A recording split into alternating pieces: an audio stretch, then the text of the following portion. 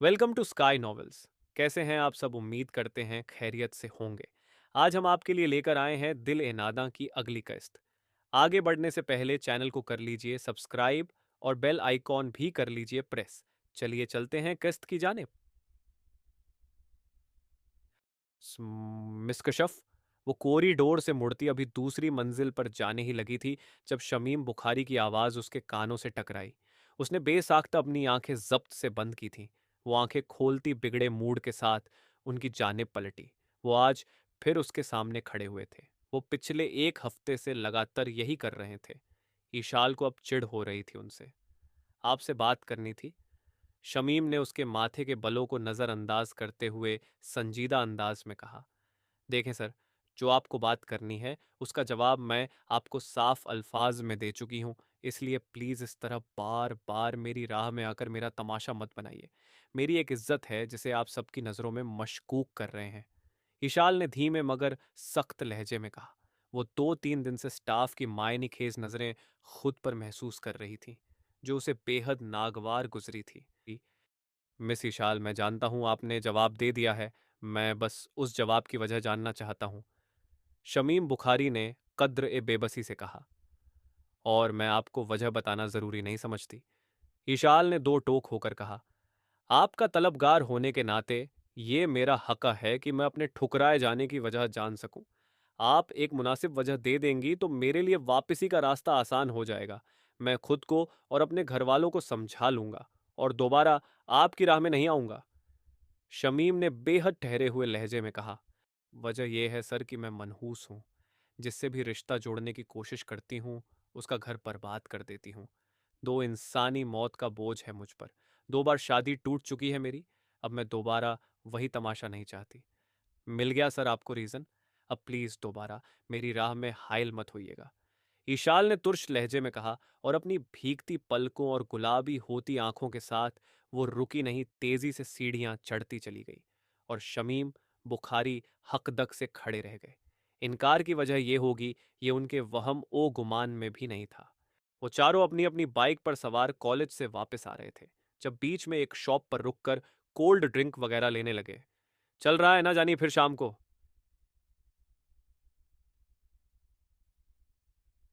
इजरार उर्फ एसी ने रैक से चिप्स के पैकेट उठाते हुए मसरूफ से अंदाज में पूछा। कहाँ? जिहान ने शॉपकीपर से कोल्ड ड्रिंक्स की बोतल लेते हुए नासमझी से पूछा। लगता है अब्बा की फेंटियां खा खा कर लड़के की याददाश्त चली गई हैं। रहमान उर्फ रौनी ने हंसते हुए कहा और जिहान के हाथ से कोल्ड ड्रिंक की बोतल ले ली। जिहान ने उसे घूरा। अबे शाम को वाटर पार्क का प्रोग्राम था ना? इफ्तिहाज उर्फ टीजे ने कहा तो जिहान के चेहरे पर मायूसी छलक गई। नहीं यार, अब्बा नहीं जाने देंगे। जिहान ने बेचारा सा मुंह बनाकर कहा। अबे मर्द बन मर्द। एसी, जो उन चारों दोस्तों ने सबसे बड़ा और रौबदार सा था, उसे लताड़ते हुए बोला। तो अब क्या मैं तुझे औरत नजर आ रहा हूं साले? जिहान ने उसे खा जाने वाली नजरों से देखते हुए झल्लाकर पूछा। हरकतें औरतों वाली ही हैं, घर पर अब्बा से मार खाता है और बाहर उन डिक्टेटर से। टीजे ने हंसते हुए उसका मजाक उड़ाया था। उन चारों ने मिलकर ही ईशाल का नाम डिक्टेटर रखा था, क्योंकि एक बार मार्केट में ईशाल और इन चारों का टकराव हो गया था और ईशाल ने बीच सड़क पर ही जिहान को दो लगाते हुए घर पर जाने का हुक्म दिया था, क्योंकि अगले दिन एग्जाम था और ये चारों वहां मटर गश्ती करते फिर रहे थे। तब से ही ईशाल उन चारों के लिए डिक्टेटर के ओहदे पर फायज हो गई थी। हाँ, मेरी हरकतें बिल्कुल ठीक है। बस उन दोनों को शौक है मुझे पीटने का। जान ने चिढ़कर कहा और बाइक से लगकर खड़े होते हुए कोल्ड ड्रिंक की बोतल मुंह से लगा ली। हाय मेरी बिजली, कितनों को शौक लगवाएगी। रोनी ने अपनी मर्दाना उंगली को जिहान के चेहरे पर नजाकत से फेरते हुए खालिस लड़की वाले अंदाज में पूछा था, जिस पर एसी और टीजे के मुंह में भरी कोल्ड ड्रिंक फव्वारे की सूरत बाहर आई थी। जबकि जिहान ऐसे बिदक कर पीछे हुआ मानो वाकई बिजली के तार ने छू लिया हो। तुर दफे! जिहान ने अपने मुंह को हथेली से रगड़ते हुए नागवारी से रोनी को देखा, जो अब उन दोनों के हाथ पर हाथ मारकर हंस रहा था। दरअसल जिहान चॉकलेटी बॉय के नाम से मशहूर था, और वो था भी गोरा सा रंग, खूबसूरत नकुश, कम उम्र और कुछ झल्ला सा। उसकी ड्रेसिंग भी ऐसी ही थी। जीन्स के ऊपर टी शर्ट और टी शर्ट के ऊपर चेक वाली शर्ट जो वो आगे से खोल कर रखता था, हाथ में स्पोर्ट्स वॉच और स्टाइलिश से स्नीकर्स। और सबसे ज्यादा जो उसकी शख्सियत में नुमाया था वो थी उसकी मासूमियत। वो 21 साल का था, पर चेहरे पर टीनेज वाली मासूमियत थी, और सारे दोस्त उसकी इसी मासूमियत का अलग अलग तरीके से मजाक बनाया करते थे। रॉनी आज कल उसे लड़कियों की तरह छेड़ता था और वो इस पर बुरी तरह चिढ़ता था। अभी भी चिढ़ गया था। अच्छा छोड़िए, बता आ रहा है या नहीं? एसी ने ही अपनी हंसी रोककर पूछा। आना तो चाहता हूं, पर आज टेस्ट लेंगी डिक्टेटर साहिबा, और अगर मैं नहीं गया तो पहले खुद चांटे मारेंगी, फिर अब्बा से मरवाएंगी। इसलिए मैं नहीं जा रहा, तुम ही जाओ। जिहान ने अपनी मजबूरी बताकर साफ मना किया। चल ठीक है, मत जा, हमें क्या। पर वहां आज अपने कॉलेज की लड़कियां भी जाने वाली हैं। टीजे ने जानबूझकर बात को इस तरह बताया था। फिर तो मेरी छमिया बिल्कुल नहीं जाएगी। रॉनी ने फिर उसे छेड़ा था, और यह सच था, वो लड़कियों से दूर ही रहता था। ऐसा नहीं था कि उसे लड़कियां अट्रैक्ट नहीं करती थीं। उसे लड़कियां अट्रैक्ट करती थीं, और वो भी लड़कियों को अपनी जानिब अट्रैक्ट करने में पूरी टक्कर देता था।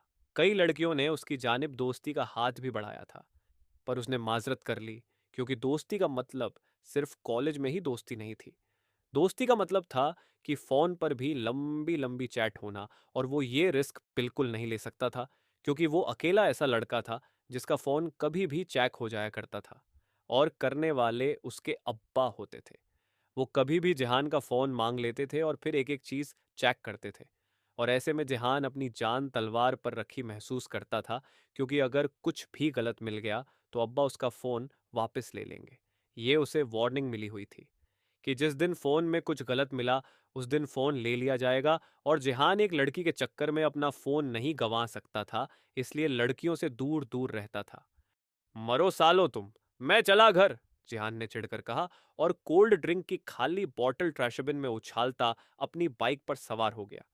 अबे क्या महबूबा की तरह रूठ कर जा रहा है? रुक, हम भी चलते हैं, टीजे ने कहा, और फिर वो चारों की अपनी अपनी बाइक को किक करते भगा ले गए। क्या है ये? ईशाल ने नोटबुक उसके आगे पटकी। नोटबुक, जिहान ने कमाल मासूमियत से जवाब दिया। ईशाल के गुस्से का ग्राफ एकदम ही हाई हुआ था, और अगले ही पल उसका हाथ उठा और उसकी गुड्डी सेक गया। जिहान बस मुर्गे की तरह गर्दन बितका कर रह गया। मुझे भी पता है ये नोटबुक है। मैं तुम्हारे इन अंडों का पूछ रही हूं जो तुम टेस्ट में लेकर आए हो। ईशाल ने नोटबुक पर दर्ज उसके नंबर की जानिब इशारा करते हुए कहा, जबकि बाकी स्टूडेंट्स मुंह दबाकर हंसने लगे। वो मेरी तैयारी नहीं थी। अम्मी को बहुत तेज बुखार हो गया था ना, इसलिए। जिहान ने बेहद रद्दड़ किस्म का बहाना बनाया। अच्छा, तभी ताई अम्मी इतने बुखार में मेरी अम्मी के साथ मार्केट गई है? ईशाल ने उसे घूरते हुए पूछा, तो झूठ पकड़े जाने पर जिहान ने बेसाख्ता अपनी आंखें बंद की थीं। एक और लगेगा, लग गई शर्त। बाकी स्टूडेंट्स में से एक ने दूसरे के कान में सरगोशी की। ठीक है, लग गई। 50-50 की। एक नहीं बल्कि दो लगेंगे। दूसरी स्टूडेंट ने भी अपनी ऐनक ऊपर करते हुए शर्त लगाई। वो नहीं, अम्मी की नहीं, वो मेरी। जिहान ने बात संभालने की कोशिश की, और अभी उसकी बात मुंह में ही थी कि तभी एक और झन्नाटेदार थप्पड़ उसकी कनपटी पर लगा। वो बस सी करके रह गया। शर्म नहीं आती एक के बाद दूसरा झूठ बोलते हुए? ईशाल ने उसे गुस्से से घूरा। वो जितनी उस पर मेहनत कर रही थी वो उतना ही लापरवाह था। जियान भाई, कुछ तो बोलो, बस एक और लगवा लो, चश्मे वाली लड़की ने मुंह ही मुंह में बुदबुदाते हुए कहा। पर जिहान ने इस बार कुछ नहीं कहा, और शर्मिंदा सा गर्दन झुकाए बैठा रहा। चश्मे वाली लड़की के चेहरे पर मायूसी आई थी। उसके 50 रुपए मानो गए थे, जबकि उसके बराबर वाले लड़के की आंखें चमकी थीं। अब मुर्गे की तरह गर्दन लटकाकर क्यों बैठे हो? सॉल्व करो अभी दोबारा, जहां दिक्कत हो पूछ लेना। ईशाल ने मानो रियायत दी थी, जबकि इस इनायत पर उसकी टूटी गर्दन में यकदम ही जोश आया था। उसने एक झटके से अपनी गर्दन उठाई। फिर से करूं? जिहान ने सदमे से पूछा, और अगले ही पल ईशाल के हाथ में मौजूद बुक उसके सर पर लगी थी। याहू! चश्मे वाली लड़की दबे दबे जोश से बड़बड़ाई। वो शर्त जीत गई थी। और कोई बेवकूफी भरा सवाल?